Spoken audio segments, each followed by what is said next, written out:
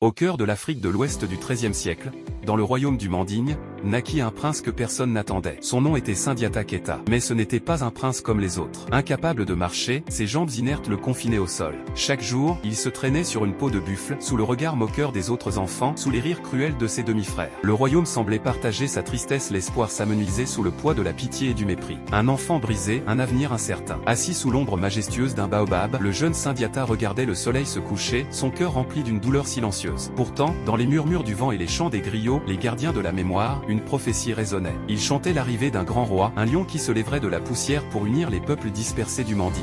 Sur les cartes anciennes, les royaumes de l'Afrique de l'Ouest se dessinaient, fragiles et divisés, menacés par la tyrannie du roi sorcier, Sumaoro Kanté. Personne n'imaginait que cet enfant infirme, ce prince oublié, portait en lui la graine de cette prophétie. Le destin tisse sa toile dans le mystère, et les plus grands héros naissent souvent dans l'ombre de l'adversité. Un jour, humiliée une fois de plus à cause de son fils, la mère de Sundiata pleura. En voyant ses larmes, une force nouvelle, une colère sacrée s'empara du jeune garçon.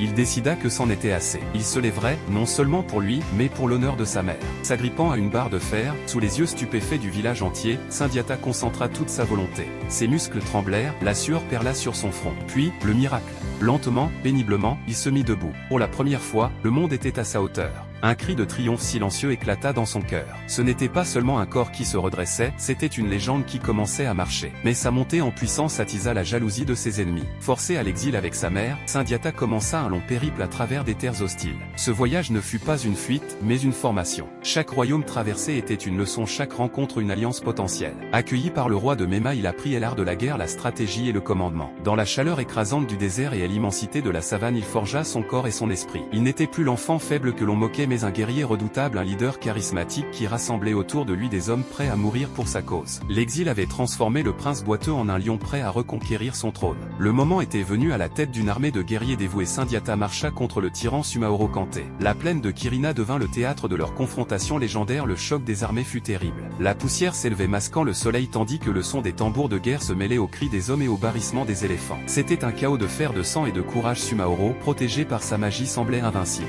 Mais Sundiata, guidé par sa bravoure et une stratégie brillante, trouva la faille. Une flèche spéciale décochée par sa propre main frappa le roi sorcier, brisant son pouvoir à jamais. La bataille de Kirina ne fut pas seulement une victoire militaire, c'était le triomphe de la volonté contre la tyrannie, de l'espoir contre le désespoir. Après sa victoire écrasante, Sundiata fut couronné Mansa, roi des rois. Il ne se contenta pas de régner, il construisit un empire. L'empire du Mali. Sa capitale, Niani, devint un carrefour de prospérité, un joyau posé entre les rivières Niger et Sankarani. L'or coulait à flot, les marchés débordaient de richesses venues de tout le continent. Plus important encore, Sundiata unifia son peuple. Il créa l'Akbara, la grande assemblée, et promulgua la charte du Manden, l'une des premières déclarations des droits de l'homme au monde.